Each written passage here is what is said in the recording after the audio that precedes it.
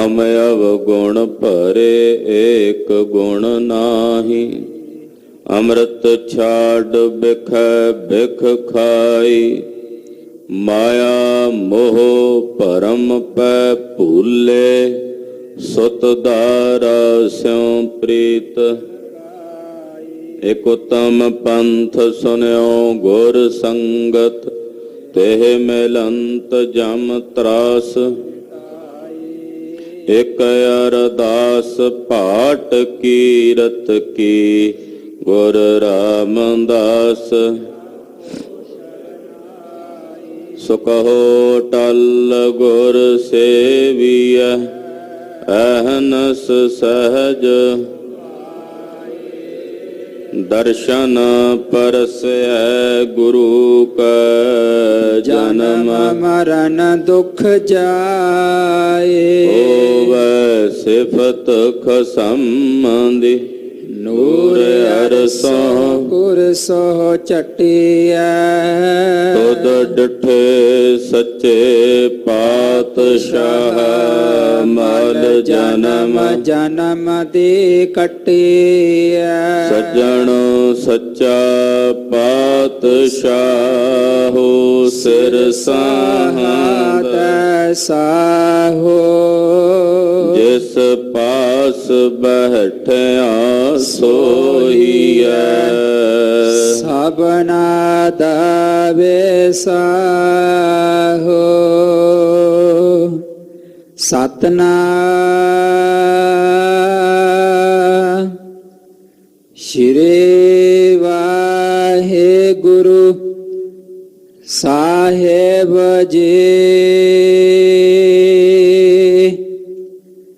गुजरे श्री त्रिलोचन जियो के पदे। घर पहला एक ओंकार। सत गुर प्रसाद। अंतर मल निर्मल नहीं किन्ना। बाहर पेख उदासी। हृदय कमल काट ब्राह्मणा चिन्ना। काहे पया सन्यासी। अंतर मल निर्मल नहीं किन्ना। बाहर पेख उदासी।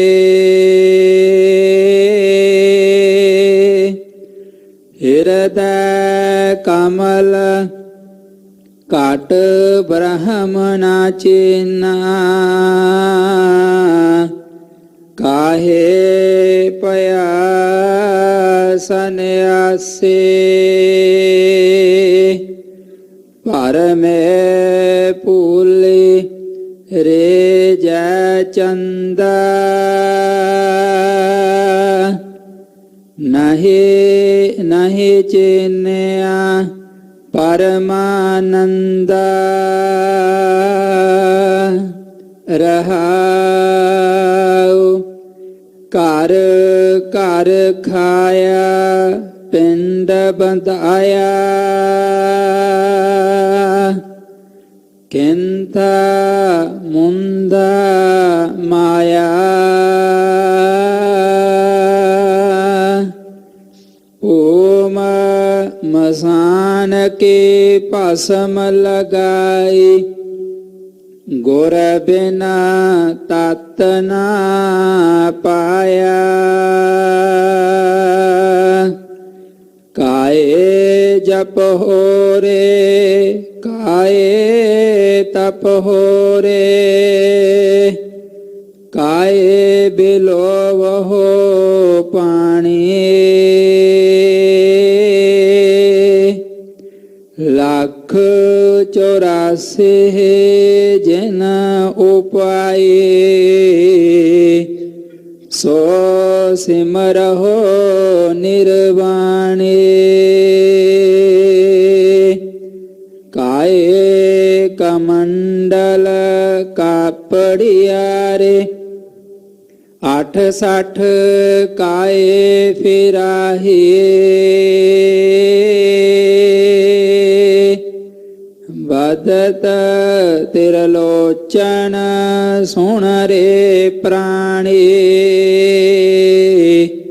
ਕਾਣ ਬਿਨ ਗਾਹੋ ਕੇ ਪਾਹੇ ਕਾਏ ਕਮੰਡਲ ਕਾਪੜਿਆਰੇ 68 ਕਾਏ ਫਿਰਾਹੀਏ ਬਦਤ ਤਿਰਲੋਚਨ ਸੁਣ ਰੇ ਪ੍ਰਾਣੀ ਕਾਣ ਬਿਨ ਗਾਹੋ ਕੇ ਪਾਹੇ। ਵਾਹਿਗੁਰੂ ਜੀ ਕਾ ਖਾਲਸਾ ਵਾਹਿਗੁਰੂ ਜੀ ਕੀ ਫਤਿਹ। ਪਤਿਤ ਪਾਵਨ ਭਗਤ ਵਛਲ ਅਨਾਥ ਨਾਥ ਮਿਹਰਬਾਨ ਜਗਤ ਗੁਰੂ ਆਦਿ ਗੁਰੂ ਸ੍ਰੀ ਗੁਰੂ ਗ੍ਰੰਥ ਸਾਹਿਬ ਜੀ ਦੇ ਪਾਵਨ ਪਵਿੱਤਰ ਚਰਨ ਕਮਲਾਂ 'ਚ ਨਤਮਸਤਕ ਹੋ ਬੈਠੇ ਗੁਰੂ ਕਾ ਖਾਸ ਰੂਪ ਗੁਰੂ ਖਾਲਸਾ ਸਾਧ ਸੰਗਤ ਜੀਓ, ਧੰਤਾ ਦੇ ਪਾਤਰ ਹੋ। ਅੰਮ੍ਰਿਤ ਵੇਲੇ ਤੋਂ ਗੁਰੂ ਚਰਨਾਂ 'ਚ ਜੁੜ ਕੇ ਸਤਿਗੁਰੂ ਨੌਵੇਂ ਪਾਤਸ਼ਾਹ ਸ੍ਰੀ ਗੁਰੂ ਤੇਗ ਬਹਾਦਰ ਸਾਹਿਬ ਜੀ ਦੇ ਪਵਿੱਤਰ ਪਾਵਨ ਚਰਨ ਛੋਹ ਪ੍ਰਾਪਤ ਇਤਿਹਾਸਕ ਸਥਾਨ ਤੇ ਹਾਜ਼ਰੀਆਂ ਭਰ ਕੇ ਨਤਮਸਤਕ ਹੋ ਕੇ ਗੁਰੂ ਕੀਆਂ ਖੁਸ਼ੀਆਂ ਪ੍ਰਾਪਤ ਕਰ ਰਹੇ। ਅੰਮ੍ਰਿਤ ਵੇਲੇ ਸਾਹਿਬ ਜੀ ਨੇ ਭਗਤ ਤਰਲੋਚਨ ਜੀ ਨੇ ਅੱਜ ਦੇ ਪਾਵਨ ਸ਼ਬਦ ਦੀ ਦਾਤ ਸਾਨੂੰ ਬਖਸ਼ਿਸ਼ ਕੀਤੀ।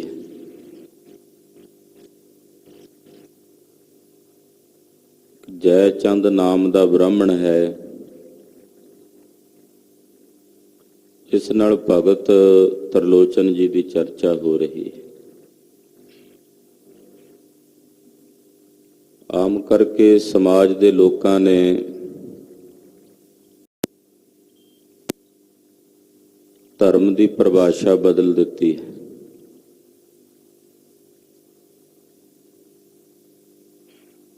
ਧਾਰਮਿਕ ਚਿੰਨ੍ਹ, ਬਾਹਰੀ ਧਾਰਮਿਕ ਰਹੁ ਰੀਤੀਆਂ ਉਹ ਕੇਵਲ ਵਿਖਾਵੇ ਮਾਤਰ ਦੀਆਂ ਰਹਿ ਗਈਆਂ, ਜਾਂ ਮੋਟੇ ਲਫ਼ਜ਼ਾਂ 'ਚ ਕਹਿ ਦਈਏ ਕਿ ਉਹਦੇ 'ਚ ਪਖੰਡ ਮਿਲ ਗਿਆ। ਅੱਜ ਮਨੁੱਖ ਧਰਮ ਇਸ ਕਰਕੇ ਧਾਰਨ ਨਹੀਂ ਕਰਦਾ ਕਿ ਮੈਂ ਧਰਮ ਦੁਆਰਾ ਆਪਣੇ ਜਨਮ ਮਰਨ ਤੋਂ ਮੁਕਤ ਹੋਣਾ,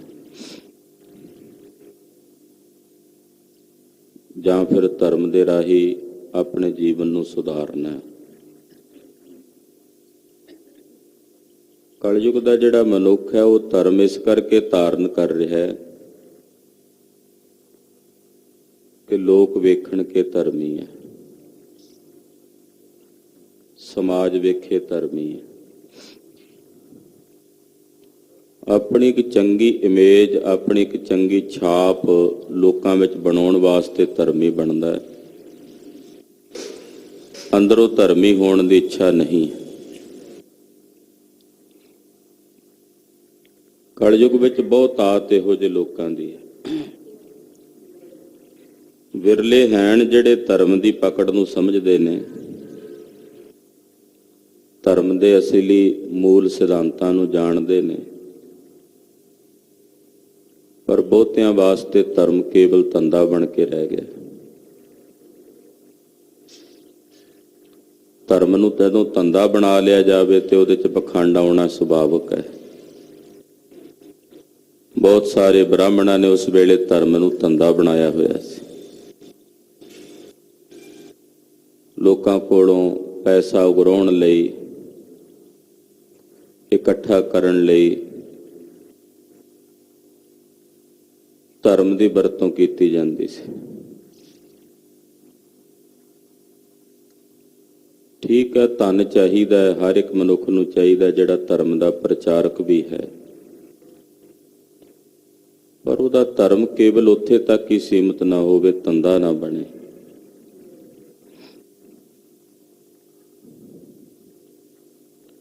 ਬ੍ਰਾਹਮਣ ਲੋਕਾਂ ਨੇ ਧਰਮ ਨੂੰ ਧੰਦਾ ਬਣਾ ਲਿਆ ਸੀ। ਡਰਾ ਕੇ ਤੁਹਾਡੇ ਰਾਹੂਆਂ ਦੀ, ਤੁਹਾਡੇ ਗ੍ਰਹਿਆਂ ਦੀ ਦਸ਼ਾ ਠੀਕ ਨਹੀਂ, ਤੁਹਾਡੇ ਪਿਤਰ ਲੋਕ ਵਿੱਚ ਤੁਹਾਡੇ ਪਿਤਰ ਖੁਸ਼ ਨਹੀਂ, ਹੋਗੇ ਸੁਣ ਕੇ ਡਰ ਜਾਂਦੇ, ਦੱਸੋ ਜੀ ਕੀ ਕਰੀਏ, ਆਹ ਦਾਨ ਕਰੋ, ਆਹ ਵਸਤੂ ਲਿਆਓ। ਦਾਨ ਵੀ ਫਿਰ ਸਾਨੂੰ ਕਰੋਗੇ ਤਾਂ ਗੱਲ ਬਣਨੀ। ਤੋ ਧਰਮ ਦੀ ਜਿਹੜੀ ਪਕੜ ਹੈ ਉਹ ਕੇਵਲ ਸਰੀਰ ਦੀ ਪਕੜ ਨਹੀਂ ਹੈ, ਧਰਮ ਤਾਂ ਸਾਡੇ ਹਿਰਦੇ ਤੱਕ ਉਤਰਨਾ ਚਾਹੀਦਾ। ਬਾਹਰੋਂ ਧਾਰਮਿਕ ਚਿੰਨ੍ਹ, ਧਾਰਮਿਕ ਲਿਬਾਸ, ਧਾਰਮਿਕ ਰੋਹ ਰੀਤੀਆਂ ਧਾਰਨ ਕਰ ਲਈਆਂ ਨੇ। ਮੈਂ ਇਹ ਨਹੀਂ ਕਹਿੰਦਾ ਕਿ ਬਾਹਰਲੇ ਧਾਰਮਿਕ ਲਿਬਾਸ ਦੀ ਜਾਂ ਧਾਰਮਿਕ ਰੋਹ ਰੀਤੀਆਂ ਦੀ, ਧਾਰਮਿਕ ਮਰਿਆਦਾਵਾਂ ਦੀ ਲੋੜ ਨਹੀਂ ਹੈ, ਪਰ ਉਹ ਕੇਵਲ ਬਾਹਰ ਤੱਕ ਹੀ ਸੀਮਿਤ ਨਾ ਰਹਿਣ, ਉਹ ਹਿਰਦੇ ਵਿੱਚ ਵੀ ਉਤਰਨੀਆਂ ਚਾਹੀਦੀਆਂ।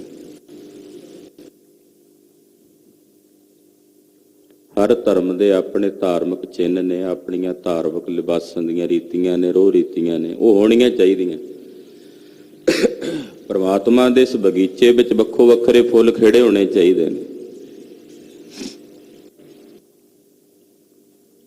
ਪਰ ਉਹ ਕੇਵਲ ਬਾਹਰ ਤੱਕ ਹੀ ਸੀਮਿਤ ਨਾ ਰਹਿ ਜਾਣ। ਉੱਥੇ ਭਗਤ ਤਰਲੋਚਨ ਜੀ ਫਿਰ ਇਹ ਬਚਨ ਉਚਾਰਨ ਕਰ ਰਹੇ ਨੇ। ਆਓ ਕੁਝ ਸਮੇਂ ਲਈ ਆਪਣੀਆਂ ਸੁਰਤੀਆਂ ਬਿਰਤੀਆਂ ਨੂੰ ਸਤਿਗੁਰਾਂ ਦੇ ਸ਼ਬਦ ਨਾਲ ਕੇਂਦਰਿਤ ਕਰੀਏ। ਜਿੱਥੇ ਤਨ ਕਰਕੇ, ਸਰੀਰ ਕਰਕੇ ਹਾਜ਼ਰੀ ਭਰ ਰਹੇ ਹਾਂ, ਉੱਥੇ ਨਾਲ ਆਪਣੀ ਸੁਰਤੀ ਦੀ ਹਾਜ਼ਰੀ ਗੁਰੂ ਚਰਨਾਂ ਚ ਲਵਾਈਏ। ਸਮੂਹ ਮਾਈ ਭਾਈ ਆਖੋ ਜੀ ਸਤਨਾਮ ਸ਼੍ਰੀ ਵਾਹਿਗੁਰੂ ਸਾਹਿਬ ਜੀ। ਸਤਨਾਮ ਸ਼੍ਰੀ ਵਾਹਿਗੁਰੂ ਸਾਹਿਬ ਜੀ। ਗੋਜਰੀ ਸ਼੍ਰੀ ਤਿਰਲੋਚਨ ਜਿਉ ਕੇ ਪਦੇ, ਘਰ ਪਹਿਲਾ ਇਕ ਓੰਕਾਰ, ਸਤ ਗੁਰ ਪ੍ਰਸਾਦ। ਰਾਗ ਗੋਜਰੀ ਹੈ। ਭਗਤ ਤਰਲੋਚਨ ਜੀ ਮਹਾਰਾਜ ਜੀ ਦਾ ਉਚਾਰਨ ਕੀਤਾ ਹੋਇਆ ਸ੍ਰੀ ਮੁਖ ਵਾਕ ਸ਼ਬਦ ਹੈ। ਭਗਤ ਤਰਲੋਚਨ ਜੀ ਦੇ ਪਦੇ ਨੇ। ਪਹਿਲੇ ਘਰ ਸੁਰ ਤਾਲ ਵਿੱਚ ਇਹਨਾਂ ਪਦਿਆਂ ਨੂੰ ਗਾਉਣ ਦਾ ਹੁਕਮ ਹੈ। ਮੰਗਲਾਚਰਨ ਕਰਦੇ ਨੇ। ਅਕਾਲ ਪੁਰਖ ਇੱਕ ਹੈ ਓੰਕਾਰ, ਜੋ ਸਾਰਿਆਂ ਵਿੱਚ ਵਿਆਪਕ ਔਰ ਸਰਬ ਦਾ ਪ੍ਰਕਾਸ਼ਕ ਹੈ। ਸਤ ਦਾ ਉਪਦੇਸ਼ ਦੇਣ ਵਾਲੇ ਗੁਰੂ ਦੀ ਕਿਰਪਾ ਦੁਆਰਾ ਇਸ ਨਿਰੰਕਾਰ ਪਰਮੇਸ਼ਰ ਦੇ ਸਰੂਪ ਦੀ ਪ੍ਰਾਪਤੀ ਹੁੰਦੀ ਹੈ। ਇਹ ਮੰਗਲਾਚਰਨ ਕਰਕੇ ਮਹਾਰਾਜ ਜੀ ਸ਼ਬਦ ਦੀ ਪ੍ਰਾਰੰਭਤਾ ਕਰਦੇ ਹਨ। ਅੰਤਰ ਮਲ ਨਿਰਮਲ ਨਹੀਂ ਕੀਨਾ, ਬਾਹਰ ਭੇਖ ਉਦਾਸੀ। ਮਹਾਰਾਜ ਜੀ ਕਹਿੰਦੇ, ਪੰਡਤ ਜੀ ਅੰਦਰੋਂ ਆਪਣੀ ਮੈਲ ਨੂੰ ਧੋ ਕੇ ਹਿਰਦਾ ਨਿਰਮਲ ਨਹੀਂ ਕੀਤਾ, ਸ਼ੁੱਧ ਨਹੀਂ ਕੀਤਾ। ਹਿਰਦਾ ਮਲਨ। ਲੋਕਾਂ ਦੀ ਨਿਗਾਹ ਤਾਂ ਕੇਵਲ ਬਾਹਰਲੇ ਸਰੀਰ ਨੂੰ ਵੇਖਦੀ ਆ, ਉਹ ਹਿਰਦਾ ਤਾਂ ਨਹੀਂ ਵੇਖ ਸਕਦੀ। ਤੁਸੀਂ ਮੇਰਾ ਬਾਹਰੀ ਸਰੀਰ ਵੇਖ ਸਕਦੇ ਹੋ, ਮੇਰੇ ਸਰੀਰ ਤੇ ਪਾਈਆਂ ਪੁਸ਼ਾਕਾਂ ਵੇਖ ਸਕਦੇ ਹੋ, ਮੇਰੇ ਤਨ ਤੇ ਜੋ ਨਜ਼ਰ ਆ ਰਿਹਾ ਤੁਸੀਂ ਬਾਹਰੀ ਸਰੂਪ 'ਚ ਵੇਖ ਸਕਦੇ ਹੋ, ਪਰ ਇਸ ਤਨ ਦੇ ਅੰਦਰ ਜੋ ਮੇਰਾ ਮਨ ਹੈ ਉਹ ਤੁਸੀਂ ਨਹੀਂ ਵੇਖ ਸਕਦੇ। ਉਹਦੇ ਤੱਕ ਤਾਂ ਨਹੀਂ ਦ੍ਰਿਸ਼ਟੀ। ਸਾਡੀ ਸਥੂਲ ਦ੍ਰਿਸ਼ਟੀ ਸਥੂਲ ਸਰੀਰ ਨੂੰ ਵੇਖੇਗੀ। ਮੇਰੇ ਮਨ ਵਿੱਚ ਕੀ ਹੈ, ਮੇਰੇ ਹਿਰਦੇ ਵਿੱਚ ਕੀ ਹੈ, ਉਹ ਤੁਸੀਂ ਨਹੀਂ ਵੇਖ ਸਕਦੇ। ਤੁਹਾਡੇ ਹਿਰਦੇ ਵਿੱਚ ਕੀ ਹੈ, ਉਹ ਮੈਂ ਨਹੀਂ ਵੇਖ ਸਕਦਾ।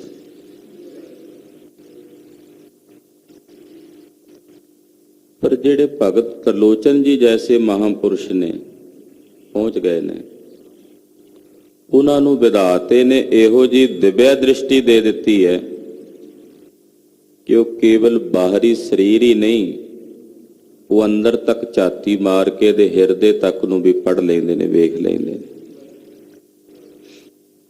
ਜਿਨ੍ਹਾਂ ਕੋਲ ਇੱਕ क्षमता ਹੈ ਕਿ ਉਹ ਸਾਡਾ ਹਿਰਦਾ ਪੜ੍ਹ ਸਕਦੇ ਨੇ, ਸਾਡਾ ਮਨ ਪੜ੍ਹ ਸਕਦੇ ਨੇ। ਅੰਦਰ ਮੈਲ ਹੈ ਔਰ ਉਹਨੂੰ ਧੋ ਕੇ ਨਿਰਮਲ ਨਹੀਂ ਕੀਤਾ, ਬਾਹਰੋਂ ਉਦਾਸੀਆਂ ਵਾਲਾ ਭੇਖ ਬਣਾ ਲਿਆ। ਬਾਹਰ ਭੇਖ ਉਦਾਸੀ, ਬਾਹਰੋਂ ਉਦਾਸੀਆਂ ਵਾਲੀਆਂ ਰੋਹ ਰੀਤੀਆਂ, ਉਦਾਸੀਆਂ ਵਾਲੇ ਭੇਖ ਨੂੰ ਤਾਂ ਬਣਾ ਲਿਆ, ਪਰ ਹਿਰਦਾ ਸ਼ੁੱਧ ਨਹੀਂ ਕੀਤਾ। ਉਦਾਸੀ ਦਾ ਮਤਲਬ ਹੁੰਦਾ ਉਪਰਾਮਤਾ। ਬਾਹਰੋਂ ਕਖਾਏ ਰੰਗ ਦੇ ਕੱਪੜੇ ਪਾ ਲਏ, ਗੇਰੂ ਰੰਗੇ ਕੱਪੜੇ ਪਾ ਲਏ। ਅੱਜ ਕੱਲ ਤਾਂ ਰੰਗ ਕੇ ਕੱਪੜੇ ਪਾਉਂਦੇ ਨਾ ਸਾਧੂ। ਪੁਰਾਣੇ ਸਮੇਂ 'ਚ ਗੇਰੂ ਲੈਣਾ ਮਿੱਟੀ ਦਾ ਇੱਕ ਟੇਲਾ ਹੁੰਦਾ ਸੀ, ਉਹਦੇ ਨਾਲ ਉਹ ਕੱਪੜਾ ਰੰਗਦੇ ਤੇ ਰੰਗ ਕੇ ਫਿਰ ਸਰੀਰ ਤੇ ਪਾਉਂਦੇ, ਮਿੱਟੀ ਦੇ ਰੰਗ ਦਾ, ਗੇਰੂ ਦਾ। ਹੁਣ ਤਾਂ ਸਮਾਂ ਹੀ ਖੇਡ ਬਦਲ ਗਿਆ, ਸਵਰੂਪ ਬਦਲ ਗਿਆ। ਉਦਾਸੀਨ ਰੂਪ ਜਿਹੜਾ ਸੰਨਿਆਸੀਆਂ ਦਾ ਜਾਂ ਜਿਹੜੇ ਸਾਧੂ ਮਹਾਤਮਾਵਾਂ ਦਾ ਭੇਖ ਹੈ, ਉਹ ਤਬਦੀਲ ਹੋ ਗਿਆ। ਗੇਰੂ ਦਾ ਮਤਲਬ ਹੁੰਦਾ ਸੀ ਵੀ ਤੁਸੀਂ ਮਿੱਟੀ ਦੇ ਸਮਾਨ ਖੇ ਰੂਪ ਹੋ ਗਏ। ਮਿੱਟੀ ਰੰਗਾ ਕੱਪੜਾ ਪਾਉਣ ਦਾ ਮਤਲਬ ਇਹ ਸੀ ਭਗਵੇ ਰੰਗ ਦਾ ਕੱਪੜਾ। ਉਹਨੂੰ ਭਗਵਾ ਬਣਾਇਆ, ਪਹਿਲਾਂ ਗੇਰੂ ਰੰਗ ਸੀ ਵੀ ਅਸੀਂ ਮਿੱਟੀ ਦੇ ਮਨਿੰਦ ਹੋ ਗਏ ਹਾਂ। ਜਿਵੇਂ ਮਿੱਟੀ ਸਭ ਦੇ ਪੈਰਾਂ ਥੱਲੇ ਹੈ, ਨੀਵੇਂ ਹੋ ਗਏ। ਹੁਣ ਬਾਹਰੋਂ ਤਾਂ ਉਦਾਂ ਦਾ ਭੇਸ ਬਣਾ ਲਿਆ, ਪਰ ਹਿਰਦਾ ਮੈਲਾ, ਮਨ ਨਿਰਮਲ ਨਹੀਂ ਕੀਤਾ, ਹਿਰਦਾ ਸ਼ੁੱਧ ਨਹੀਂ ਕੀਤਾ। ਕੌਣ ਵੇਖਦਾ ਹਿਰਦਾ?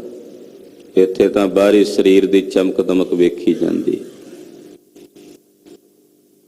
ਕੌਣ ਪੜ੍ਹਦਾ ਹੈ ਕਿਸੇ ਦੇ ਮਨ ਨੂੰ? ਮਨ ਕਰਕੇ ਤੇ ਮੈਂ ਕਹਿ ਦਿਆਂਗਾ ਮੇਰੇ ਮਨ ਵਿੱਚ ਤਾਂ ਪੂਰਨ ਬ੍ਰਹਮ ਗਿਆਨ ਹੈ। ਗੱਲਾਂ ਹੀ ਕਹਿਣੀਆਂ ਨੇ, ਗਿਆਨ ਦੀਆਂ ਤਾਂ ਗੱਲਾਂ ਸਭ ਨੂੰ ਆਉਂਦੀਆਂ, ਪਰ ਕੌਣ ਜਾਣੇ ਕਿ ਮੇਰੇ ਹਿਰਦੇ 'ਚ ਕੀ ਹੈ? ਨਾਲੇ ਵੇਖਣਾ ਕਿਸ ਨੇ ਹੈ ਹਿਰਦੇ? ਲੋਕ ਤਾਂ ਬਾਹਰ ਦੀ ਚਮਕ ਦਮਕ ਵੇਖਦੇ ਨੇ, ਬਾਹਰਲਾ ਸਵਰੂਪ ਵੇਖਦੇ ਨੇ, ਬਾਹਰਲਾ ਭੇਖ ਵੇਖਦੇ ਨੇ, ਬਾਹਰਲੀ ਤਾਮ-ਝਾਮ ਵੇਖਦੇ ਨੇ, ਬਾਹਰਲੇ ਡੇਰੇ ਵੇਖਦੇ ਨੇ। ਜਿਸ ਕੋਲ ਜਿੰਨਾ ਵੱਡਾ ਡੇਰਾ, ਜਿਸ ਕੋਲ ਜਿੰਨੀ ਵੱਡੀ ਬਾਹਰੀ ਤਾਮ-ਝਾਮ ਦੀ ਲੀਲਾ, ਉਹ ਨਹੀਂ ਵੱਡਾ। ਕੌਣ ਜਾਣੇ? ਇਹ ਤਾਂ ਮੇਰੇ ਸਾਹਿਬ ਦੀ ਦ੍ਰਿਸ਼ਟੀ ਹੈ ਜਿਹੜੀ ਵੇਖਦੀ ਹੈ, ਪਾਰ ਤੱਕ ਵੇਖਣ ਦੀ ਦ੍ਰਿਸ਼ਟੀ। ਇਹਦੇ ਹਿਰਦੇ 'ਚ ਕੀ ਹੈ, ਮਨ ਵਿੱਚ ਕੀ ਹੈ, ਉਹ ਮੇਰੇ ਸਾਹਿਬ ਜਾਣਦੇ ਨੇ। ਬਾਹਰਲੇ ਤਾਮ ਝਾਮ ਨੂੰ ਵੇਖ ਕੇ ਸਭ ਲੋਕ ਸੱਜਣ ਨੂੰ ਠੱਗ ਨਹੀਂ ਸਨ ਕਹਿੰਦੇ, ਸੱਜਣ ਹੀ ਕਹਿੰਦੇ ਸੀ। ਗੁਰੂ ਸਾਹਿਬ ਜਾ ਕੇ ਵੇਖਦੇ ਨੇ ਤੇ ਮਹਾਰਾਜ ਜੀ ਸੱਜਣ ਨਹੀਂ ਕਹਿੰਦੇ, ਸੱਜਣ ਭਗਤ ਨਹੀਂ ਕਹਿੰਦੇ, ਕਹਿੰਦੇ ਨਹੀਂ ਤੂੰ ਸੱਜਣ ਠੱਗ ਹੈ। ਇੱਕਦਮ ਚਰਨੀ ਢਹਿ ਪੈਂਦਾ ਤੇ ਮੇਰੇ ਸਾਹਿਬ ਕਹਿੰਦੇ ਉਜਲ ਕਹਿਹਾਂ ਚਿਲਕਣਾ ਕੋਟਮ ਕਾਲੜੀ ਮਸ।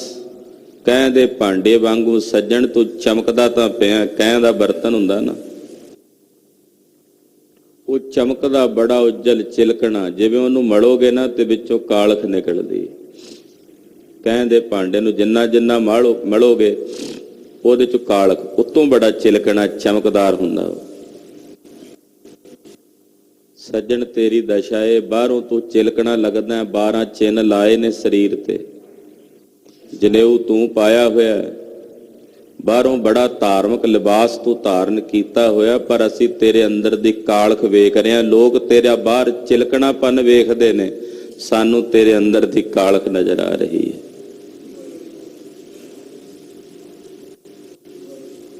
ਇਹ ਗੁਰੂ ਪਾਤਸ਼ਾਹ ਦੀ ਦ੍ਰਿਸ਼ਟੀ। ਅੰਦਰ ਮੈਲਾ ਹੈ, ਬਾਹਰੋਂ ਸਰੀਰ ਨੂੰ ਨਿਰਮਲ ਕਰ ਲਿਆ, ਗੱਲ ਨਹੀਂ ਬਣਨੀ। ਜੇ ਬਾਹਰੋਂ ਨਿਰਮਲ ਹੋਇਆ ਤੇ ਗੁਰੂ ਅਮਰਦਾਸ ਪਾਤਸ਼ਾਹ ਕਹਿੰਦੇ ਆਪਣੇ ਅੰਦਰੋਂ ਹਿਰਦੇ ਨੂੰ ਵੀ ਨਿਰਮਲ ਕਰ। ਜੀਓ ਨਿਰਮਲ ਵੀ ਕਰ, ਬਾਹਰੋਂ ਨਿਰਮਲ ਤਾਂ ਹੈ ਹੀ ਹੈ, ਜੀਓ ਵੀ ਹਿਰਦਾ ਵੀ। ਜੇ ਕੱਲਾ ਬਾਹਰੋਂ ਨਿਰਮਲ ਹੈ, ਜਿਹੜਾ ਨਿਰਮਲ ਨਹੀਂ ਕੀਤਾ, ਫਿਰ ਗੱਲ ਨਹੀਂ ਬਣਨੀ। ਉਹ ਤਾਂ ਆਪਣਾ ਜਨਮ ਜੂਏ 'ਚ ਹਾਰ ਜਾਂਦੇ। ਗੁਰੂ ਅਮਰਦਾਸ ਸਾਹਿਬ ਕਹਿੰਦੇ ਜਿਹੜੇ ਕੱਲੇ ਬਾਹਰੋਂ ਨਿਰਮਲ ਹੁੰਦੇ, ਹਿਰਦੇ ਨੂੰ ਨਿਰਮਲ ਨਹੀਂ ਕਰਦੇ। ਜੀਓ ਮੈਲੇ ਬਾਹਰੋਂ ਨਿਰਮਲ, ਬਾਹਰੋਂ ਨਿਰਮਲ ਜੀਓ ਤਾਂ ਮੈਲੇ, ਤਿਨੀ ਜਨਮ ਜੂਐ ਹਾਰਿਆ। ਉਹ ਆਪਣਾ ਜਨਮ ਜੂਏ ਵਿੱਚ ਹਾਰ ਜਾਂਦੇ ਆ, ਬਾਜੀ ਹਾਰ ਜਾਂਦੇ ਆ। ਇਸ ਕਰਕੇ ਭਾਈ ਆਪਣੇ ਹਿਰਦੇ ਨੂੰ ਸ਼ੁੱਧ ਕਰਨ ਦਾ ਯਤਨ ਕਰੋ ਤੁਹਾਡਾ। ਪਰ ਹੁਣ ਕਈ ਵੀਰ ਪਤਾ ਕੀ ਕਹਿੰਦੇ ਆ, ਕਹਿੰਦੇ ਜੀ ਬਾਹਰ ਦੀ ਗੱਲ ਤਾਂ ਕਹੀ ਨਹੀਂ ਹੈ, ਧਰਮ ਤਾਂ ਹੈ ਹੀ ਅੰਦਰ ਦਾ, ਤੇ ਮੈਂ ਤਾਂ ਅੰਦਰੋਂ ਬੜਾ ਸਾਫ਼ ਸੁਥਰਾ ਸ਼ੁੱਧ ਹਾਂ, ਬਾਹਰੋਂ ਮੈਂ ਅੰਮ੍ਰਿਤ ਨਹੀਂ ਛਕਿਆ, ਕੇਸ ਨਹੀਂ ਰੱਖੇ, ਪਰ ਮੈਂ ਜਿਹੜਾ ਨੇ ਅੰਮ੍ਰਿਤ ਛਕਿਆ ਉਹਨਾਂ ਨਾਲੋਂ ਚੰਗਾ। ਇਹ ਗੱਲਾਂ ਕਹਿੰਦੇ ਤੁਸੀਂ ਬੜੇ ਲੋਕਾਂ ਨੂੰ ਸੁਣਿਆ ਹੋਣਾ, ਮੈਂ ਤਾਂ ਬਹੁਤ ਸੁਣਦਾ, ਸੁਣ ਵੀ ਲੈਣਾ, ਤੇ ਨਾਲੇ ਹਿਰਦੇ ਵਿੱਚ ਮੇਰੇ ਨਾ ਇੱਕ ਗੁਦਗੁਦੀ ਜੀ ਹੁੰਦੀ ਹੈ ਵੀ ਤੂੰ ਕਿੰਨਾ ਚੰਗਾ, ਜਿਹੜਾ ਤੈਨੂੰ ਆਪ ਦੱਸਣਾ ਪੈ ਰਿਹਾ ਵੀ ਮੈਂ ਚੰਗਾ। ਕਦੇ ਚੰਗੇ ਨੂੰ ਆਪ ਦੱਸਣਾ ਪਏ ਵੀ ਮੈਂ ਚੰਗਾ, ਤੇ ਫਿਰ ਉਹਦੀ ਕਾਹਦੀ ਚੰਗਿਆਈ? ਚੰਗੇ ਦੀ ਚੰਗਿਆਈ ਉਹਨੂੰ ਆਪ ਨਾ ਦੱਸਣੀ ਪਏ, ਜੱਗ ਦੱਸੇ ਵੀ ਚੰਗਾ, ਆਹਾ ਦੁਨੀਆ ਕਹੇ ਵੀ ਚੰਗਾ, ਸਮਾਜ ਕਹੇ। ਜੇ ਆਪ ਹੀ ਆਪਣੇ ਮੂੰਹੋਂ ਮੀਆਂ ਮਿੱਠੂ ਬਣਨਾ ਤੇ ਇੱਥੇ ਤਾਂ ਸਾਰੇ ਬਣੀ ਜਾਂਦੇ ਆ। ਸੂਰਜ ਨੂੰ ਦੱਸਣਾ ਪੈਂਦਾ ਵੀ ਮੈਂ ਚਮਕਦਾਰ ਹਾਂ, ਮੈਂ ਰੌਸ਼ਨੀ ਕਰਦਾ। ਕਦੇ ਸੁਣਿਆ ਦਾ ਨਹੀਂ ਸੂਰਜ ਨੇ ਬੋਲ ਕੇ ਆਖਿਆ ਹੋਵੇ, ਉਹਦੀ ਕਰਨੀ ਹੈ। ਚੰਗਿਆਂ ਨੂੰ ਆਪਣਾ ਆਪ ਦੱਸਣਾ ਨਹੀਂ ਪੈਂਦਾ। ਇਸ ਕਰਕੇ ਇਹ ਭੁਲੇਖਾ ਉਹ ਲੋਕ ਕੱਢ ਦੇਣ ਵੀ ਜਿਹੜੇ ਕਹਿੰਦੇ ਆ ਵੀ ਧਰਮ ਤਾਂ ਅਸੀਂ ਅੰਦਰੋਂ ਹੀ ਧਾਰਨ, ਅਸੀਂ ਤਾਂ ਜੀ ਅੰਦਰੋਂ ਸਾਫ਼ ਸੁਥਰੇ ਹਾਂ ਜੀ। ਹੁਣ ਅੰਦਰ ਤੁਹਾਡਾ ਆਪਰੇਸ਼ਨ ਕਰਕੇ ਵੇਖੀਏ, ਤੁਸੀਂ ਸਾਫ਼ ਸੁਥਰੇ ਹੋ, ਗੰਦ ਨਾਲ ਤਾਂ ਅੰਦਰ ਵੀ ਭਰਿਆ ਹੋਇਆ। ਚੀਰ ਫਾੜਾ ਕਰਕੇ ਵੇਖੀਏ, ਉਹ ਤਾਂ ਅੰਦਰ ਵੀ ਤਾਂ ਗੰਦ ਨਾਲ ਹੀ ਭਰਿਆ। ਕਾਹਦੀ ਸਾਫ਼ ਸਫਾਈ ਬਈ? ਇਹ ਲੋਕਾਂ ਦੇ ਟਕਵੰਜ ਹੁੰਦੇ ਆ, ਟਕੋਚਲੇ ਹੁੰਦੇ ਆ, ਜਿਨ੍ਹਾਂ ਨੇ ਆਪਣੇ ਬਚਣ ਵਾਸਤੇ ਕੋਈ ਨਾ ਕੋਈ ਰਾਹ ਲੱਭਿਆ ਹੁੰਦਾ। ਅੰਦਰ ਨਿਰਮਲ ਨਹੀਂ ਕੀਤਾ, ਬਾਹਰੋਂ ਨਿਰਮਲ ਹੋ ਗਿਆ। ਮਹਾਰਾਜ ਜੀ ਗੱਲ, ਪਾਤਸ਼ਾਹ ਕਹਿੰਦੇ ਨਹੀਂ ਗੱਲ ਬਣਨੀ। ਬਾਹਰੋਂ ਤੂੰ ਉਦਾਸੀਆਂ ਵਾਲਾ ਧਰਮੀ ਲਿਬਾਸ ਧਾਰਨ ਕਰ ਲਿਆ, ਪਰ ਤੇਰਾ ਹਿਰਦਾ ਮੈਲਾ ਹੈ। ਤਾਂ ਭਗਤ ਤਰਲੋਚਨ ਜੀ ਕਹਿੰਦੇ ਭਾਈ ਤੂੰ ਰੱਬ ਦਾ ਦੇਣਦਾਰ ਹੋਵੇਂਗਾ।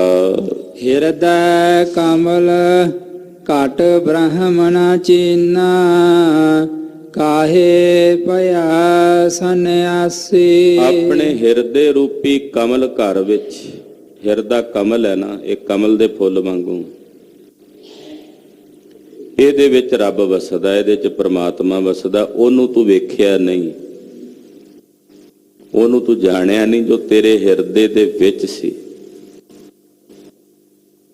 ਬੁੱਲੇ ਸ਼ਾਹ ਕਹਿੰਦਾ ਤੂੰ ਬਾਹਰ ਬੜਾ ਕੁਝ ਲੱਭਿਆ,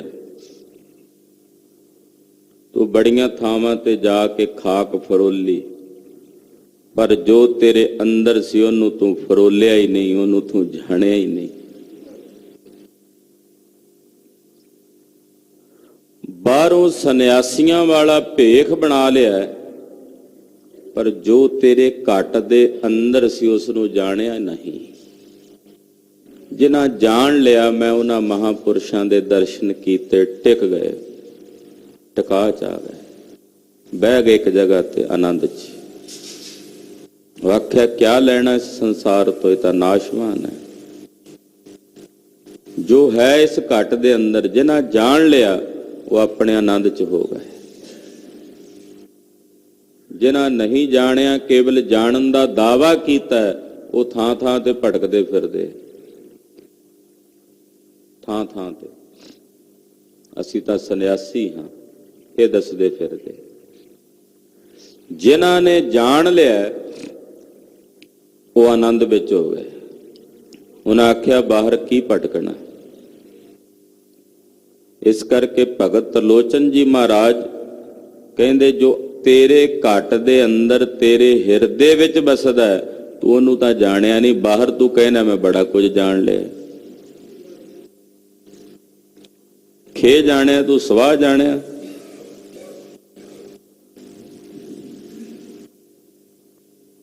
ਪੰਡਤ ਬੈਠਾ, ਗੁਰੂ ਨਾਨਕ ਸਾਹਿਬ ਜੀ ਵੇਖ ਰਹੇ ਕੋਲ ਬੈਠੇ। ਉਹਨਾਂ ਨੂੰ ਨਹੀਂ ਪਤਾ ਵੀ ਇਹ ਕਿੱਡੇ ਵੱਡੇ ਮਾਲਕ ਬੈਠੇ ਨੇ, ਸਵਾਮੀ ਜੀ ਬੈਠੇ ਨੇ।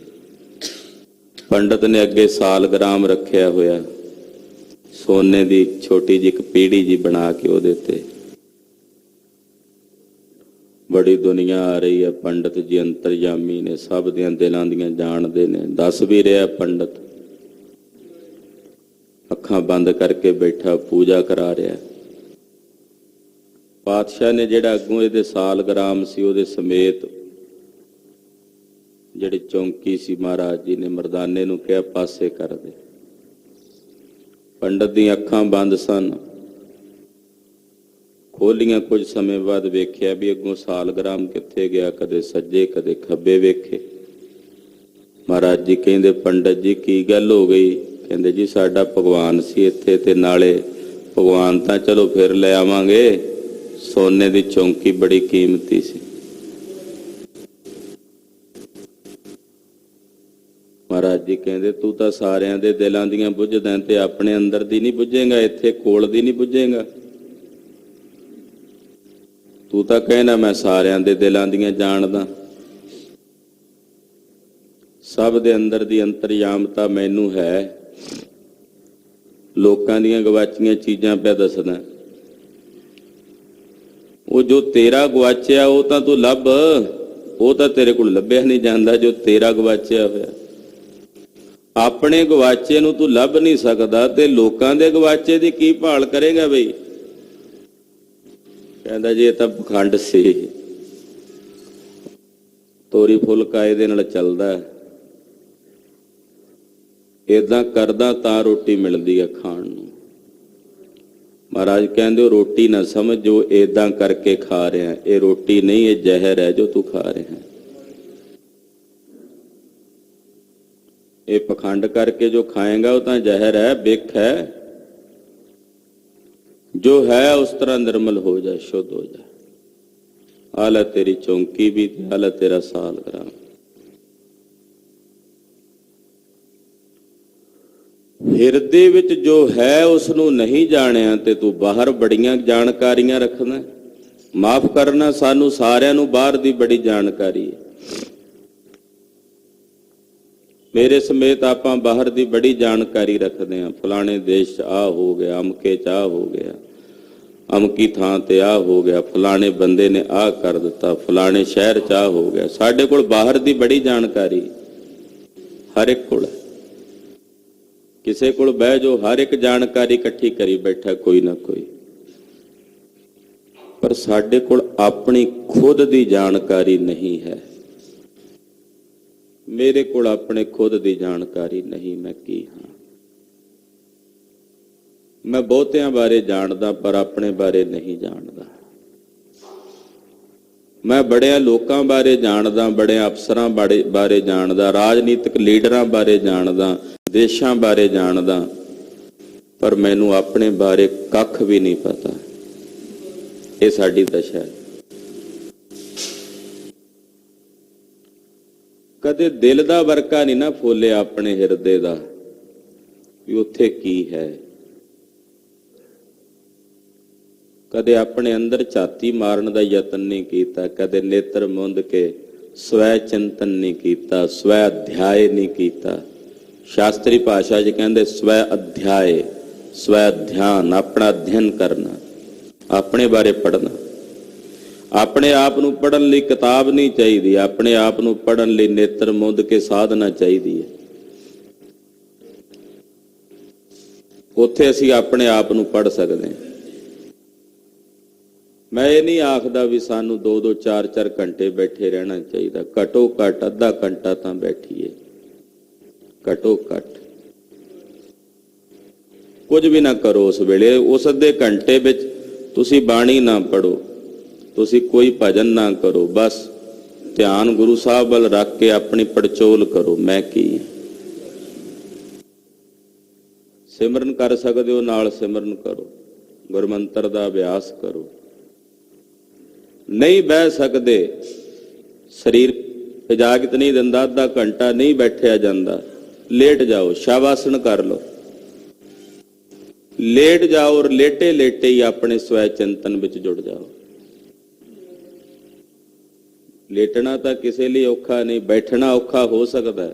ਬੈਠੋ ਤਾਂ ਚੰਗਾ, ਨਹੀਂ ਬੈਠ ਹੁੰਦਾ ਕਿਸੇ ਕੋਲੋਂ, ਸਰੀਰ ਨਹੀਂ ਸਾਥ ਦਿੰਦਾ ਤਾਂ ਲੇਟ ਜਾਓ। ਨਿਢਾਲ ਹੋ ਕੇ ਬਿਲਕੁਲ ਸਰੀਰ ਨੂੰ ਢਿੱਲਾ ਛੱਡ ਕੇ ਲੇਟ ਜਾਓ ਸਿੱਧੇ, ਔਰ ਨਿਟਾਲ ਹੋ ਕੇ ਸਰੀਰ ਨੂੰ ਢਿੱਲਾ ਛੱਡ ਕੇ ਬਿਲਕੁਲ ਜਦੋਂ ਲੇਟੋਗੇ ਆਪਣੇ ਸਵੈ ਚਿੰਤਨ ਵਿੱਚ ਨਾਲ ਨਾਲ ਗੁਰਮੰਤਰ ਆਪਣਾ ਅਧਿਐਨ ਕਰਨਾ। ਉਹਦੇ ਵਿੱਚ ਸਾਡੇ ਹਿਰਦੇ ਦੀ ਜਿਹੜੀ ਖਲਬਲੀ ਹੈ, ਹਿਰਦੇ ਦੀ ਖੜਬੜਾਹਟ ਹੈ, ਉਹ ਸ਼ਾਂਤ ਹੋਵੇਗੀ। ਵੇਖੋ ਮਨ ਕੀ ਕਰਦਾ, ਮਨ ਦੀ ਦਸ਼ਾ ਪੜੋ। ਮਨ 'ਚ ਜਿਹੜੇ ਫੁਰਨੇ ਆਉਂਦੇ ਆਉਣ ਦਿਓ, ਜਿਹੜਾ ਸੰਕਲਪ ਆਉਂਦਾ ਆਉਣ ਦਿਓ। ਵੇਖੋ ਚਿੰਤਨ ਕਰਕੇ ਕੀ ਕਰ ਰਿਹਾ ਮਨ, ਕੀ ਸੋਚਦਾ ਹੈ, ਇਹਦੇ 'ਚ ਕਿਹੜੇ ਕਿਹੜੇ ਫੁਰਨੇ ਆ ਰਹੇ ਨੇ, ਕਿਹੜੇ ਕਿਹੜੇ ਸੰਕਲਪ ਆ ਰਹੇ ਨੇ। ਉਸ ਮਨ ਦੇ ਫੁਰਨਿਆਂ ਕੁਫੁਰਨਿਆਂ ਨੂੰ ਵੇਖਦੇ ਚਲੇ ਜਾਓ। ਹਾਂ, ਆ ਵੀ ਸੋਚੀ ਜਾਂਦਾ, ਸੋਚਦਾ ਸੋਚੋ, ਮਨ ਨੇ ਕੰਮ ਇਹੀ ਕਰਨਾ, ਫੁਰਨੇ ਕੁਫੁਰਨੇ ਕਰੀ ਜਾਣੇ ਨੇ, ਉਹਨੇ ਸ਼ਾਂਤ ਨਹੀਂ ਹੋਣਾ।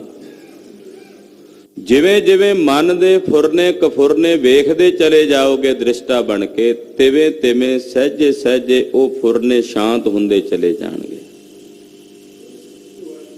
ਇੱਕ ਦਿਨ 'ਚ ਗੱਲ ਨਹੀਂ ਬਣਨੀ, ਹੋ ਸਕਦਾ 1 ਮਹੀਨੇ 'ਚ ਨਾ ਬਣੇ, ਹੋ ਸਕਦਾ 1 ਸਾਲ ਵਿੱਚ ਵੀ ਨਾ ਬਣੇ, ਪਰ ਬਣੇਗੀ ਜ਼ਰੂਰ, ਕਦੇ ਨਾ ਕਦੇ ਬਣੇਗੀ। ਬਣ ਜੇ ਸ਼ਾਇਦ 1 ਦਿਨ 'ਚ ਬਣ ਜਾਏ, ਇਹ ਤਾਂ ਪਰਮੇਸ਼ਰ ਦੇ ਹੱਥ ਵੱਸ ਹੈ, ਉਹਦੀ ਖੇਡ ਹੈ। ਪਰ ਸਾਡੇ ਵੱਲੋਂ ਯਤਨ ਇਹ ਹੋਣਾ ਚਾਹੀਦਾ, ਸਵੈ ਚਿੰਤਨ, ਸਵੈ ਅਧਿਆਏ। ਕਹਿੰਦੇ ਕੇਵਲ ਹਿਰਦੇ ਦੇ ਅੰਦਰ ਜੋ ਘਟ ਵਿੱਚ ਬ੍ਰਹਮ ਵਸਦਾ ਉਹ ਨਹੀਂ ਜਾਣਿਆ, ਬਾਹਰੋਂ ਸੰਨਿਆਸੀਆਂ ਵਾਲਾ ਭੇਖ ਧਾਰਨ ਕੀਤਾ। ਸੰਨਿਆਸੀ ਦਾ ਜੀਵਨ ਇਤਨਾ ਕਰੜਾ ਹੁੰਦਾ ਹੈ, ਅੱਜ ਕੱਲ ਤਾਂ ਉਹ ਸੰਨਿਆਸੀ ਵੇਖਣ ਨੂੰ ਨਹੀਂ ਮਿਲਦੇ। ਕਿ ਸੰਨਿਆਸੀ ਕਦੇ ਕਿਸੇ ਮਕਾਨ ਦੀ ਛੱਤ ਥੱਲੇ ਨਹੀਂ ਰਹਿੰਦਾ। ਸੰਨਿਆਸੀ ਨੂੰ ਹਦਾਇਤ ਹੁੰਦੀ ਹੈ ਕਿ ਤੂੰ ਆਪਣੀ ਜ਼ਿੰਦਗੀ ਦਰਖਤਾਂ ਦੀ ਛਾਂ ਥੱਲੇ ਬਤੀਤ ਕਰਨੀ। ਝੁੱਗੀ ਤੱਕ ਪਾਉਣ ਦਾ ਹੁਕਮ ਨਹੀਂ ਸੰਨਿਆਸੀ ਨੂੰ, ਵੀ ਉਹ ਝੁੱਗੀ ਪਾ ਕੇ ਵੀ ਰਹੇ, ਕੱਖਾਂ ਦੀ ਕੁੱਲੀ ਵਿੱਚ ਵੀ ਰਹਿਣ ਦਾ ਹੁਕਮ ਨਹੀਂ। ਸੰਨਿਆਸੀ ਨੂੰ ਕੋਈ ਬਰਤਨ ਵਿੱਚ ਖਾਣ ਦੀ ਹਦਾਇਤ ਨਹੀਂ। ਸੰਨਿਆਸੀ ਦੇ ਹੱਥ ਵਿੱਚ ਕੇਵਲ ਨਾਰੀਅਲ ਦੇ ਖੋਪੇ ਦਾ ਉੱਪਰਲਾ ਜਿਹੜਾ ਖੋਲ ਹੁੰਦਾ, ਉਹਦੇ 'ਚ ਖਾਵੇ, ਉਹਦੇ 'ਚ ਪੀਵੇ। ਸੰਨਿਆਸੀ ਆਪਣੇ ਤੇੜ ਲਾਈ ਹੋਈ ਲੰਗੋਟੀ ਤੋਂ ਇਲਾਵਾ 1 ਲੰਗੋਟੀ ਰੱਖ ਸਕਦਾ, ਉਹਦੇ ਤੋਂ ਵੱਧ ਕੱਪੜਾ ਨਹੀਂ ਰੱਖ ਸਕਦਾ। ਸੰਨਿਆਸੀ ਕੋਈ ਅੰਨ ਇਕੱਠਾ ਕਰਕੇ ਨਹੀਂ ਆਪਣੇ ਕੋਲ ਰੱਖ ਸਕਦਾ। ਭੋਜਨ ਮੰਗੇ 3 ਘਰਾਂ ਵਿੱਚੋਂ ਮੰਗੇ, ਪਹਿਲੇ ਚੋਂ ਨਾ ਮਿਲੇ ਤਾਂ ਦੂਜੇ ਚੋਂ, ਦੂਜੇ ਚੋਂ ਨਾ ਮਿਲੇ ਤਾਂ ਤੀਜੇ ਚੋਂ, ਜੇ ਤੀਜੇ ਵਿੱਚੋਂ ਵੀ ਨਾ ਮਿਲੇ ਤੇ ਫਿਰ ਚੌਥੇ 'ਚ ਨਾ ਮੰਗਣ ਜਾਏ, ਫਿਰ ਅਗਲੇ ਦਿਨ ਤੱਕ ਆ ਜਾਏ, 24 ਘੰਟੇ ਭੁੱਖਾ ਹੀ ਰਹੇ। ਫਿਰ ਮਿਲ ਜੇ ਪਹਿਲੇ ਘਰ ਚੋਂ, ਮਿਲ ਜੇ ਨਾ ਮਿਲੇ ਦੂਜੇ ਚੋਂ, ਨਹੀਂ ਤੇ ਤੀਜੇ ਚੋਂ, ਜੇ ਤੀਜੇ ਚੋਂ ਵੀ ਨਾ ਮਿਲੇ ਤੇ ਫਿਰ ਚੌਥੇ 'ਚ ਮੰਗਣ ਨਾ ਜਾਵੇ। ਐਡਾ ਕਰੜਾ ਜੀਵਨ ਹੁੰਦਾ ਸੰਨਿਆਸੀ ਦਾ। ਪਰ ਅੱਜ ਕੱਲ ਦੇ ਸੰਨਿਆਸੀਆਂ ਦੀ ਤਾਂ ਸੋਭਾ ਹੀ ਹੋਰ ਹੈ। ਮੈਂ ਤਾਂ ਵੇਖਦਾ ਇਹਨਾਂ ਸੰਨਿਆਸੀਆਂ ਦੇ ਵਪਾਰ ਚੱਲਦੇ ਬੜੇ ਬੜੇ ਵੱਡੇ, ਜੜੀ ਬੂਟੀਆਂ ਦੇ, ਔਸ਼ਧੀਆਂ ਦੇ। ਉਹ ਲੈ ਕੇ ਕਿਸੇ ਕੋਲੋਂ ਜੜੀ ਬੂਟੀਆਂ ਲੇਬਲ ਆਪਣਾ ਉੱਤੇ ਲਾ ਕੇ ਜੀ ਇਹ ਸਾਡੀ ਜੜੀ ਬੂਟੀ ਬਣਾਈ, ਇਹ ਘਿਓ ਜਿਹੜਾ ਹੈ ਸਾਡੀਆਂ ਉਹਨਾਂ ਗਾਵਾਂ ਦੇ ਦੁੱਧ ਤੋਂ ਬਣਿਆ ਜਿਹੜੀਆਂ ਗਾਵਾਂ ਨੂੰ ਅਸੀਂ ਗੰਗਾ ਦਾ ਪਾਣੀ ਪਿਆਉਂਦੇ ਆ ਤੇ ਜੜੀਆਂ ਬੂਟੀਆਂ ਖਵਾਉਂਦੇ ਆ। ਖਬਰੇ ਉਹ ਸੋਨੇ ਦੀਆਂ ਨੇ, ਜਾਂ ਉਹਨੂੰ ਸੋਨੇ ਦੇ ਪੱਤਰੇ ਜਾਂ ਭਸਮਾ ਬਣਾ ਬਣਾ ਖਵਾਉਂਦੇ ਆ ਗਾਵਾਂ ਨੂੰ, ਵੀ ਉਹ ਘਿਓ ਵੀ ਮਹਿੰਗੇ ਰੇਟ ਤੇ ਵੇਚਣਾ, ਲਿਆ ਕੇ ਕਿਸੇ ਦੂਜੇ ਦਾ ਭਰ ਕੇ ਆਪਣੇ ਡੱਬੇ 'ਚ ਲੇਬਲ ਆਪਣਾ। ਅੱਜ ਕੱਲ ਦੇ ਸੰਨਿਆਸੀ ਆਹ ਕੰਮ ਕਰਦੇ। ਫਿਰ ਇਹ ਕਾਹਦਾ ਸੰਨਿਆਸ? ਵਿਖਾਵੇ ਦਾ ਹੋਇਆ ਨਾ, ਪਖੰਡ, ਦੰਭ। ਕਾਹੇ ਵਿਹਾ ਸੰਨਿਆਸੀ? ਜੋ ਹਿਰਦੇ ਵਿੱਚ ਸੀਗਾ ਉਸ ਨੂੰ ਜਾਣਿਆ ਨਹੀਂ, ਉਸ ਨੂੰ ਪਹਿਚਾਣਿਆ ਨਹੀਂ, ਬਾਹਰੋਂ ਤੂੰ ਸੰਨਿਆਸੀ ਹੋਇਆ ਫਿਰਦਾ। ਭਗਤ ਲੋਚਨ ਜੀ ਕਹਿੰਦੇ ਲਾਹਨਤ ਹੈ ਤੇਰੇ ਇਹੋ ਜਿਹੇ ਸੰਨਿਆਸ ਤੇ ਬਈ, ਤਰਕਾਰ ਹੈ ਤੇਰੇ ਇਹੋ ਜਿਹੇ ਸੰਨਿਆਸ ਤੇ ਜਿਹੜਾ ਕੇਵਲ ਬਾਹਰ ਦਾ ਸੰਨਿਆਸ ਹੈ, ਅੰਦਰੋਂ ਸੰਨਿਆਸੀ ਨਹੀਂ ਹੋਇਆ।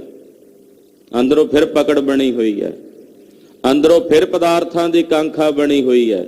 ਕੇਵਲ ਬਾਹਰੋਂ ਸੰਨਿਆਸ ਰੱਖਿਆ ਕਿਸ ਕੰਮ ਦਾ ਹੈ? ਭਰਮੇ ਭੂਲੀ ਰੇ ਜੈ ਚੰਦਾ। ਇਹ ਜੈ ਚੰਦ ਪੰਡਤ ਜੀ, ਪੰਡਤ ਦਾ ਨਾਂ ਸੀ ਜੈ ਚੰਦ। ਉਹ ਕਿਹੜੇ ਭਰਮ ਚ ਭੁੱਲਿਆ ਫਿਰਦਾ? ਨਿਕਲ ਇਸ ਭਰਮ ਚੋਂ ਬਾਹਰ। ਕਿਹੜਾ ਭਰਮ ਪਾਲੀ ਬੈਠਾ ਆਪਣੇ ਹਿਰਦੇ ਵਿੱਚ ਕਿ ਮੈਂ ਹੀ ਹਾਂ? ਇਹ ਭਰਮ ਆਪਣੇ ਹਿਰਦੇ ਚੋਂ ਕੱਢ ਦੇ। ਜੁਗ ਨੂੰ ਚਮਕਦਾ ਚਮਕਦਾ ਕਹਿੰਦਾ ਬਸ ਮੈਂ ਹੀ ਸੂਰਜ ਹਾਂ। ਟਟੈਣਾ ਹੁੰਦਾ ਨਾ, ਉਹਦੇ ਅੰਦਰ ਭਰਮ ਪੈ ਜਾਂਦਾ ਰਾਤ ਦੇ ਹਨੇਰੇ ਵਿੱਚ, ਮੈਂ ਹੀ ਸੂਰਜ ਹਾਂ, ਹੋਰ ਕਿਹੜਾ ਵੱਖਰਾ ਸੂਰਜ ਹੈ। ਛੱਡ ਦੇ ਉਸ ਟਟੈਣੇ ਵਾਂਗੂ ਭਰਮ ਕਰਨਾ।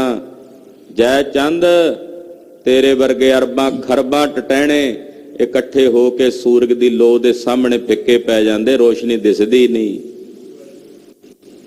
ਇਹ ਭਰਮ ਚੋਂ ਬਾਹਰ ਨਿਕਲੋ।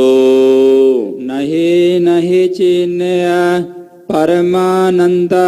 ਨਹੀਂ ਜਾਣਿਆ, ਨਹੀਂ ਜਾਣਿਆ ਪਰਮ ਆਨੰਦ ਨੂੰ। ਆਹਾ, ਨਹੀਂ ਨਹੀਂ ਚੀਨਿਆ, ਨਹੀਂ ਨਹੀਂ ਜਾਣਿਆ, ਕੱਖ ਨਹੀਂ ਜਾਣਿਆ। ਉਸ ਪਰਮ ਆਨੰਦ ਨੂੰ ਨਹੀਂ ਜਾਣਿਆ ਜੋ ਪਰਮ ਆਨੰਦ ਸਵਰੂਪ ਹੈ।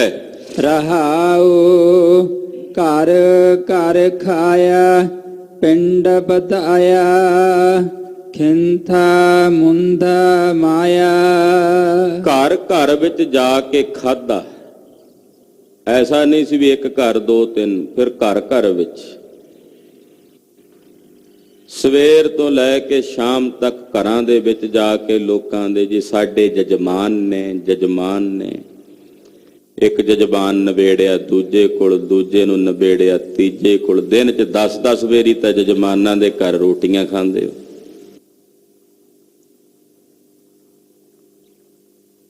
ਗੱਲ ਰੋਟੀ ਦੀ ਨਹੀਂ ਹੁੰਦੀ, ਗੱਲ ਹੁੰਦੀ ਉਹਨਾਂ ਜਜਮਾਨਾਂ ਕੋਲੋਂ ਮਿਲੀ ਹੋਈ ਦਕਸ਼ਿਣਾ ਦੀ, ਜਿਹਨੂੰ ਇਹ ਦੰਦ ਘਸਾਈ ਕਹਿੰਦੇ, ਵੀ ਦੰਦ ਘਸਦੇ ਆ ਸਾਡੇ।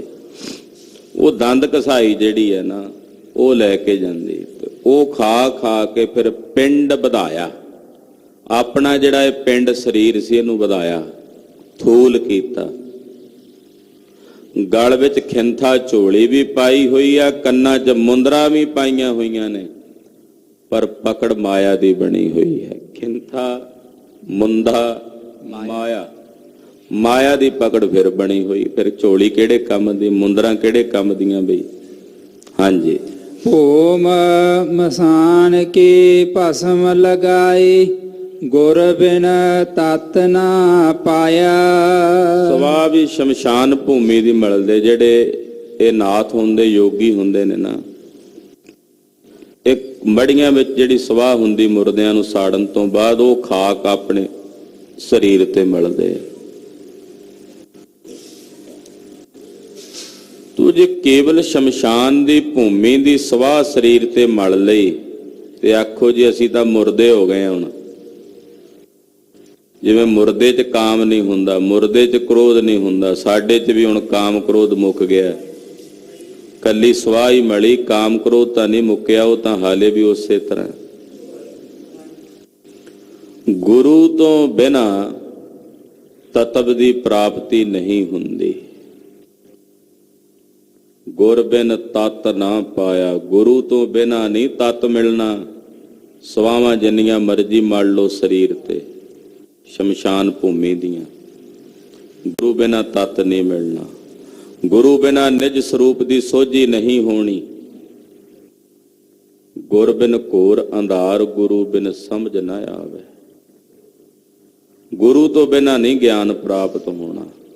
ਕੁੰਭੇ ਬੱਧਾ ਜਲ ਰਹਿ, ਜਲ ਬਿਨ ਕੁੰਭ ਨਾ ਹੋਏ।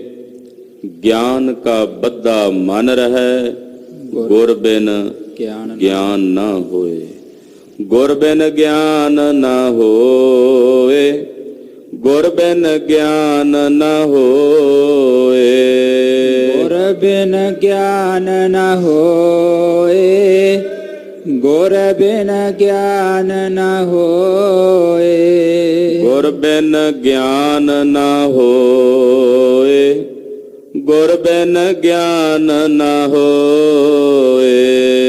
ਗੁਰ ਬਿਨ ਗਿਆਨ ਨਾ ਹੋਏ, ਗੁਰ ਬਿਨ ਗਿਆਨ ਨਾ ਹੋਏ। ਗੁਰ ਬਿਨ ਤਤ ਨਾ ਪਾਇਆ, ਗੁਰ ਬਿਨ ਤਤ ਨਾ ਪਾਇਆ। ਗੁਰ ਬਿਨ ਤਤ ਨਾ ਪਾਇਆ, ਗੁਰ ਬਿਨ ਤਤ ਨਾ ਪਾਇਆ। ਗੁਰ ਬਿਨ ਤਤ ਨਾ ਪਾਇਆ, ਗੁਰ ਬਿਨ ਤਤ ਨਾ ਪਾਇਆ। ਗੁਰ ਬਿਨ ਤਤ ਨਾ ਪਾਇਆ, ਗੁਰ ਬਿਨ ਤਤ ਨਾ ਪਾਇਆ। ਗੁਰੂ ਤੋਂ ਬਿਨਾ ਤਤਵ ਸਵਰੂਪ ਦੀ ਪ੍ਰਾਪਤੀ ਨਹੀਂ ਹੋਣੀ। ਹਾਂਜੀ। ਕਾਏ ਜਪ ਹੋਰੇ, ਕਾਏ ਤਪ ਹੋਰੇ, ਕਾਏ ਬਿਲੋਵ ਹੋ ਪਾਣੀ। ਕੰਨ ਨੂੰ ਪਾਣੀ ਚ ਮਧਾਣੀ ਪਾ ਕੇ ਪਾਣੀ ਰਿੜਕ ਰਹੇ ਹੋ ਯੋਗੀ ਜੀ। ਕਦੇ ਪਾਣੀ ਚ ਪਾ ਕੇ ਮਧਾਣੀ ਨਾਲ ਪਾਣੀ ਨੂੰ ਰਿੜਕਿਆਂ ਵਿੱਚੋਂ ਮੱਖਣ ਨਿਕਲਿਆ? ਜੇ ਤੁਸੀਂ ਗੁਰੂ ਵਾਲੇ ਨਹੀਂ ਹੋ, ਗੁਰੂ ਸ਼ਰਨ ਚ ਨਹੀਂ ਪਏ ਹੋਏ, ਤੇ ਫਿਰ ਇਹ ਕਾਹਦਾ ਜਾਪ, ਕਾਹਦਾ ਤਾਪ? ਫਿਰ ਕਾਹਨੂੰ ਜਪ ਕਰ ਰਹੇ ਹੋ, ਕਾਹਨੂੰ ਤਪ ਕਰ ਰਹੇ ਹੋ? ਇਹ ਤਾਂ ਫਿਰ ਇਸੇ ਤਰ੍ਹਾਂ ਹੀ ਹੋਇਆ ਨਾ, ਜਿਵੇਂ ਪਾਣੀ 'ਚ ਮਧਾਣੀ ਪਾ ਕੇ ਪਾਣੀ ਰਿੜਕ ਰਿਹਾ। ਫਿਰ ਕਾਏ ਜਪ ਹੋ ਰੇ, ਕਾਏ ਤਪ ਹੋ ਰੇ। ਫਿਰ ਕਾਹਦਾ ਜਪ ਕਰ ਰਹੇ ਹੋ, ਕਾਹਦਾ ਤਪ ਕਰ ਰਹੇ ਹੋ, ਜਦੋਂ ਕੋਈ ਲਾਭ ਹੀ ਨਹੀਂ ਹੈ। ਹੁਣ ਜਦੋਂ ਪਾਣੀ 'ਚ ਮਧਾਣੀ ਪਾਈ ਹੋਈ ਹੈ ਤੇ ਫਿਰ ਸਮਾਂ ਹੀ ਬਰਬਾਦ ਕਰ ਰਹੇ ਹੋ। ਜਿੰਨਾ ਚਿਰ ਮਰਜ਼ੀ ਰਿੜਕੀ ਜਾਓ, ਜਲ ਮਥੀਐ ਜਲ ਦੇਖੀਐ ਭਾਈ। ਪਾਣੀ ਨੂੰ ਰਿੜਕ ਕੇ ਵਿੱਚੋਂ ਪਾਣੀ ਦਿਸਣਾ। ਕਦੇ ਪਾਣੀ ਰਿੜਕ ਕੇ ਵਿੱਚੋਂ ਘਿਓ ਨਹੀਂ ਜੇ ਨਿਕਲਿਆ। ਇਸੇ ਤਰ੍ਹਾਂ ਜੇ ਗੁਰੂ ਵੀ ਹੋਣੇ ਹੋ, ਗੁਰੂ ਸ਼ਰਨ 'ਚ ਨਹੀਂ ਪਏ ਤੇ ਆਪਣੇ ਆਪਣੇ ਦੱਸੇ ਜਪ ਕਰ ਰਹੇ ਹੋ, ਜਿਵੇਂ ਕਿਸੇ ਨੇ ਕਹਿ ਦਿੱਤਾ ਉਦਾਂ ਤਪ ਕਰ ਰਹੇ ਹੋ। ਫਿਰ ਇਹ ਤੁਸੀਂ ਪਾਣੀ 'ਚ ਮਧਾਣੀ ਪਾਈ ਹੋਈ ਹੈ। ਲੱਖ 84 ਜਿਨਾ ਉਪਾਏ, ਸੋ ਸਿਮਰਹੁ ਨਿਰਵਾਣੀ। ਇਹ ਪੰਡਤ ਜੈ ਚੰਦ ਜੀ, ਗੁਰੂ ਸ਼ਰਨ 'ਚ ਪਾਓ। ਔਰ ਜਿਸ ਅਕਾਲ ਪੁਰਖ ਵਾਹਿਗੁਰੂ ਨੇ 84 ਲੱਖ ਜੂਨੀਆਂ ਪੈਦਾ ਕੀਤੀਆਂ ਨੇ, ਉਸ ਨਿਰਵਾਣ ਵਾਹਿਗੁਰੂ ਪਰਮੇਸ਼ਰ ਦੇ ਨਾਮ ਨੂੰ ਸਿਮਰੋ। ਜਿਸ ਨੇ 84 ਲੱਖ ਜੂਨੀ ਪੈਦਾ ਕੀਤੀ ਹੈ, ਉਸ ਨੂੰ ਸਿਮਰੋ। ਉਹ ਨਿਰਵਾਣ, ਨਿਰਵਾਣੀ ਦਾ ਮਤਲਬ ਹੁੰਦਾ ਜਿਸ ਨੂੰ ਕੋਈ ਆਦਤ ਨਹੀਂ ਹੈ, ਜੋ ਸਮਸਤ ਆਦਤਾਂ ਤੋਂ ਰਹਿਤ, ਨਿਰਵਾਣ, ਇੱਕ ਰਸ ਰਹਿਣ ਵਾਲਾ। ਉਹਨੂੰ ਜਪੋ, ਉਸ ਨੂੰ ਸਿਮਰੋ।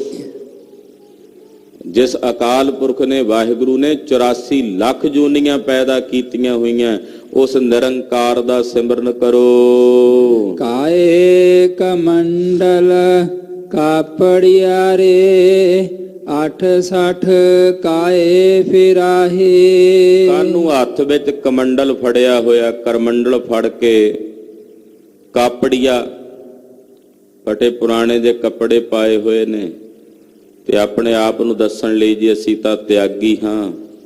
68 ਤੀਰਥਾਂ ਦੇ ਕਾਹਨੂੰ ਟੁਰੇ ਫਿਰਦੇ ਹੋ, ਭਟਕਦੇ ਫਿਰਦੇ ਹੋ, ਜੇ ਤੁਸੀਂ ਆਪਣੇ ਆਤਮ ਤੱਤ ਨੂੰ ਨਹੀਂ ਜਾਣਿਆ। ਜਦੋਂ ਤੱਕ ਆਪਣੇ ਨਿਜ ਸਰੂਪ ਨੂੰ ਨਹੀਂ ਜਾਣਿਆ ਤੇ ਫਿਰ ਇਹ ਕਰਮੰਡਲ ਫੜ ਕੇ ਫਿਰਨ ਦਾ ਕੀ ਮਤਲਬ? ਵਿਖਾਣ ਵਾਸਤੇ ਹੈ ਨਾ। ਫਿਰ ਕਾਪੜੀਆ, ਇੱਕ ਕਾਪੜੀ ਉਹ ਵੀ ਹਨ ਜਿਹੜੇ ਹਿਸਾਬ ਕਿਤਾਬ ਲਿਖਦੇ ਆ ਪੁਸ਼ਤਾਂ ਦਾ, ਵੀ ਇਹਨਾਂ ਦੀਆਂ ਪਿੱਛੇ ਕੁੱਲਾਂ ਕਿਹੜੀਆਂ ਨੇ, ਕੁੱਲ ਲਿਖਣ ਦਾ। ਪੁਰਾਣੇ ਸਮਿਆਂ ਜਿਹੜੇ ਰਾਜਪੂਤ ਰਾਜੇ ਸਨ ਉਹਨਾਂ ਦੇ ਅੱਗੇ ਕਾਪੜੀ ਰੱਖੇ ਹੁੰਦੇ ਸੀ ਵੀ ਉਹਨਾਂ ਦੀ ਸਜਰਾ ਲਿਖਣਾ, ਬੰਸਾਵਲੀ ਲਿਖਣੀ, ਪਿੱਛੋਂ ਹਿਸਾਬ ਕਿਤਾਬ ਪੂਰਾ ਵੀ ਇਹਦੇ ਕਿੰਨੇ ਪੁੱਤਰ ਨੇ, ਕਿੰਨੀਆਂ ਧੀਆਂ ਨੇ, ਅੱਗੇ ਪੁੱਤਰਾਂ ਦੇ ਫਿਰ ਅੱਗੇ ਪੋਤਰੇ ਪੜਪੋਤਰੇ ਉਹ ਲਿਖਦੇ। ਉਹ ਲਿਖਣ ਦਾ ਫਿਰ ਉਹਨਾਂ ਨੂੰ ਪੈਸੇ ਮਿਲਦੇ, ਉਹਨਾਂ ਨੂੰ ਵੀ ਕਾਪੜੀ ਕਹਿੰਦੇ ਆ। ਇੱਥੇ ਕਾਪੜੀਆ ਦਾ ਅਰਥ ਹੈ ਉਹ ਕਾਪੜੀ ਜਿਹੜੇ ਕੇਵਲ ਫਟੇ ਪੁਰਾਣੇ ਕੱਪੜੇ ਜਿਵੇਂ ਕਿਸੇ ਦੇ ਲਾਹੇ ਉਤਾਰੇ ਉਹ ਸਰੀਰ ਤੇ ਪਾ ਲਏ, ਟਾਕੀਆਂ ਲਾ ਕੇ ਪਾਏ ਹੋਣੇ ਕੱਪੜੇ। ਤੁਸੀਂ ਵੇਖੇ ਹੋਣਗੇ ਇਦਾਂ ਦੇ ਬਹੁਤ ਸਾਰੇ ਲਿਬਾਸ ਵਿੱਚ ਵੀ ਉਹ ਪੁਰਾਣੇ ਜੇ ਕੱਪੜੇ ਉਹਨਾਂ ਨੂੰ ਟਾਕੀਆਂ ਲੱਗੀਆਂ ਹੁੰਦੀਆਂ। ਉਹ ਭਾਵੇਂ ਨਾ ਵੀ ਫਟੇ ਹੋਣ, ਜਾਣ ਕੇ ਉੱਤੇ ਟਾਕੀਆਂ ਲਾਈਆਂ ਹੁੰਦੀਆਂ। ਉਹਨਾਂ ਨੇ ਉਹ ਕੱਪੜੇ ਪਾਉਣ ਦਾ ਵਿਧਾਨ ਹੀ ਉਦਾਂ ਦਾ ਬਣਾਇਆ ਹੁੰਦਾ ਵੀ ਅਸੀਂ ਟਾਕੀਆਂ ਲੱਗੇ ਕੱਪੜੇ ਹੀ ਪਾਉਣੇ। ਉਹ ਵੀ ਬੜੇ ਨੇ ਜਿਹੜੇ ਫਿਰ ਉਹ 68 ਤੀਰਥਾਂ ਤੇ ਫਿਰਦੇ, ਤੀਰਥਾਂ ਦੇ ਉੱਤੇ ਭਟਕਦੇ ਨੇ, ਪਰ ਅਸਲ ਤੱਤ ਉਹਨਾਂ ਨੇ ਨਹੀਂ ਜਾਣਿਆ ਜੋ ਤਤਵ ਹੈ। ਫਿਰ ਏਦਾਂ ਫਿਰਨ ਦਾ ਕੀ ਮਤਲਬ ਹੋਇਆ? ਜਦੋਂ ਤਤ ਸਰੂਪ ਨੂੰ ਨਹੀਂ ਜਾਣਿਆ, ਆਪਣੇ ਨਿਜ ਸਰੂਪ ਨੂੰ ਨਹੀਂ ਜਾਣਿਆ, ਤੇ ਫਿਰ ਏਦਾਂ ਭਟਕਣ ਦਾ, ਫਿਰਨ ਦਾ, ਭਰਮਣ ਦਾ ਉਹ ਤਾਂ ਕੋਈ ਮਤਲਬ ਨਹੀਂ ਰਹਿ ਜਾਂਦਾ। ਫਿਰ ਉਹ ਤਾਂ ਖਾਕ ਛਾਣਨ ਦੇ ਤੋਲੀ ਹੈ ਨਾ, ਵੀ ਮਿੱਟੀ ਛਾਣ ਰਹੇ ਨੇ। ਜਾਂ ਇਦਾਂ ਕਹਿ ਲਈਏ ਜਿਵੇਂ ਉੱਪਰ ਦੱਸ ਕੇ ਆਏ ਨੇ ਵੀ ਪਾਣੀ 'ਚ ਮਧਾਣੀ ਪਾਈ ਹੋਈ ਹੈ, ਮਿਲਣਾ ਕੁਝ ਨਹੀਂ ਹੈ, ਭਟਕਦੇ ਫਿਰਦੇ ਹਨ। ਬਦਤ ਤਿਰਲੋਚਨ ਸੁਨਰੇ ਪ੍ਰਾਣੀ ਕਾਨ ਬਿਨ ਗਾਹੋ ਕੇ ਪਾਹੀ। ਭਗਤ ਤਿਰਲੋਚਨ ਜੀ ਮਹਾਰਾਜ ਜੀ ਕਹਿੰਦੇ, ਹੇ ਪ੍ਰਾਣੀ ਸੁਣ, ਕਣ ਤੋਂ ਬਿਨਾਂ ਜੇ ਵਿੱਚ ਦਾਣਾ ਨਹੀਂ ਹੈ ਤੇ ਦਾਣੇ ਤੋਂ ਬਿਨਾਂ ਕਦੇ ਕੋਈ ਫਸਲ ਨੂੰ ਗਾਹਣ 'ਚ ਨਹੀਂ ਪਾਇਆ ਜਾਂਦਾ। ਉਹਨੂੰ ਤਾਂ ਹੀ ਗਾਹਿਆ ਜਾਂਦਾ ਜੇ ਉਹਦੇ 'ਚ ਦਾਣਾ ਹੋਵੇ। ਕੱਲੇ ਤੁੱਖ ਨੂੰ, ਕੱਲੀ ਫੋਕ ਨੂੰ ਥੋੜੀ ਕੋਈ ਗਾਹਣ 'ਚ ਪਾਉਂਦਾ। ਅੱਜ ਕੱਲ ਤਾਂ ਚਲੋ ਮਸ਼ੀਨਾਂ ਦੇ ਨਾਲ ਫਸਲਾਂ ਕੱਢੀਆਂ ਜਾਂਦੀਆਂ, ਉਹਨਾਂ ਵੇਲਿਆਂ 'ਚ ਗਾਹਣ ਪਾਇਆ ਜਾਂਦਾ ਸੀ। ਤੇ ਜਿਹੜੇ ਫਸਲ ਦੇ ਵਿੱਚ ਗਾਹਣ ਕਣ ਹੈ ਹੀ ਨਹੀਂ, ਕੱਲੀ ਫੋਕੀ ਫਸਲ ਨੂੰ ਗਾਹਣ 'ਚ ਕਿਹਨੇ ਪਾਉਣਾ? ਉਹਨੂੰ ਕਹਿੰਦੇ ਗਾਣਾ।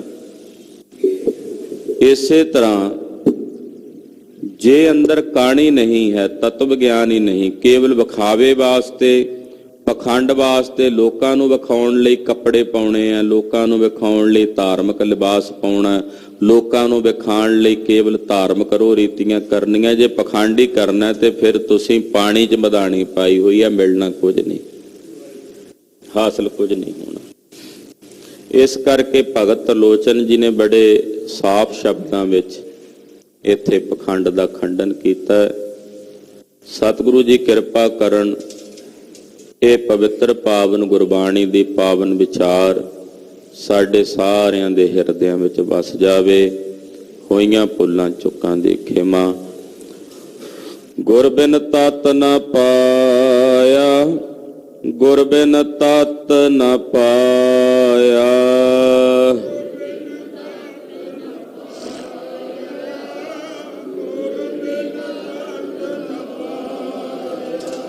ਗੁਰ ਬਿਨ ਤਤ ਨ ਪਾਇਆ, ਗੁਰ ਬਿਨ ਤਤ ਨ ਪਾਇਆ,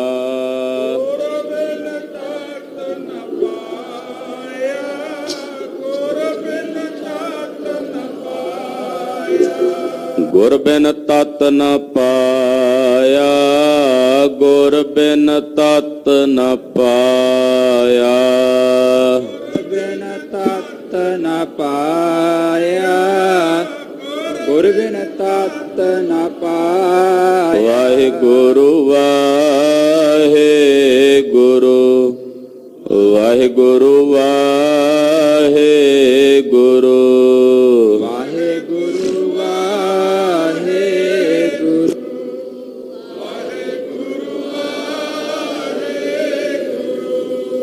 वाहिगुरु वाहिगुरु वाहिगुरु वाहिगुरु वाहिगुरु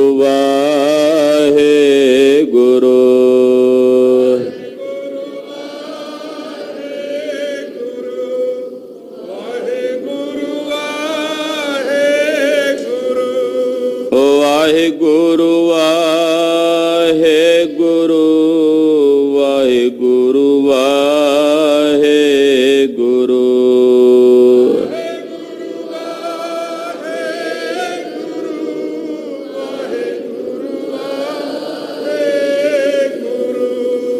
वाहिगुरु वाहिगुरु